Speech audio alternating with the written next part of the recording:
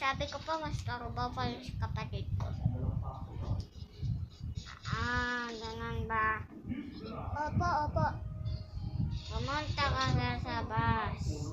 Kailangan nakita. Nandito na si Lydia at saka si Yana. Dati si Teacher Mike. Lahat ng kaklase mo nandito na. Sige po, sir. Coach Abby. Sige po, Coach Mike, tsaka Coach Abby. Bilisan mo! Balasan mo na. Sige po. Tarog naman to.